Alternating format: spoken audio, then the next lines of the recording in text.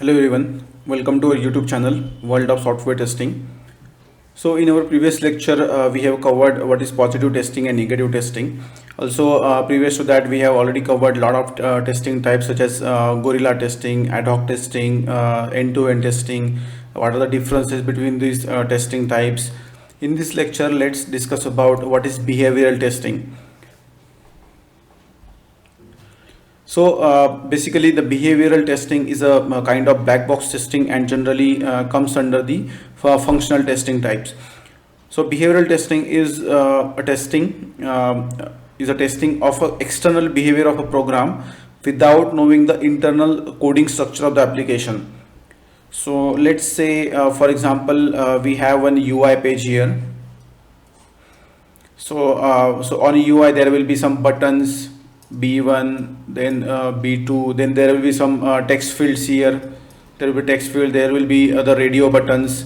So we are just checking the external behavior of the application. So we are just checking these objects here. We are not checking the internal coding structure. So let's say this is a button, so there will be a code, right? So we are not checking that. We don't need to understand that internal structure of the code for these particular buttons.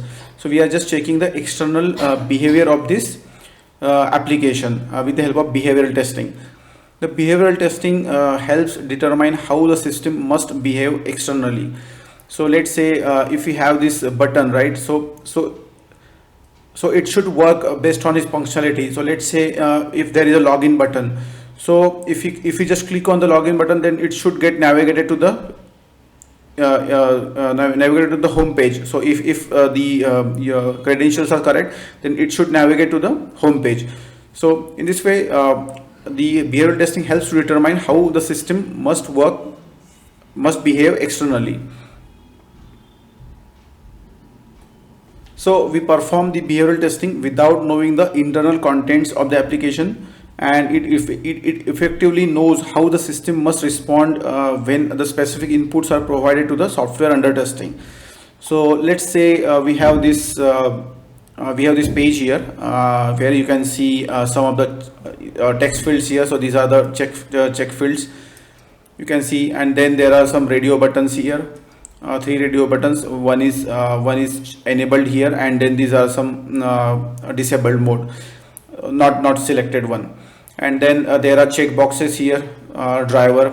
There is a button here, get states, and here it is a drop down field.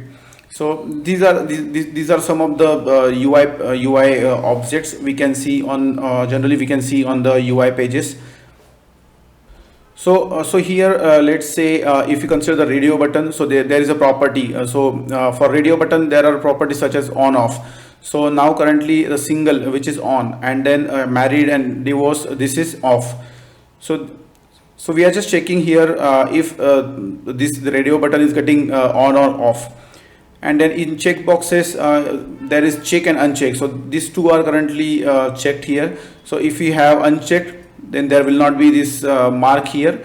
So there are two properties for a checkbox. One is check and uncheck.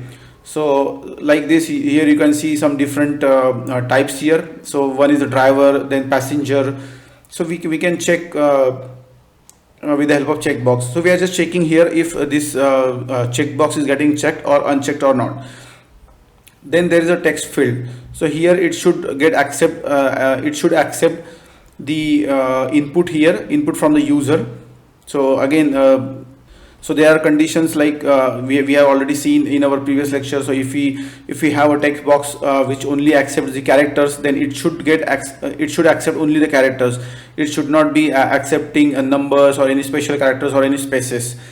So for that we can perform the positive testing as well as negative testing, or input domain testing we can perform. Next is combo box. So again, for combo box we have properties such as select, unselect. So we can select the combo box, we can unselect the combo box, and we can select the multiple options in the combo box.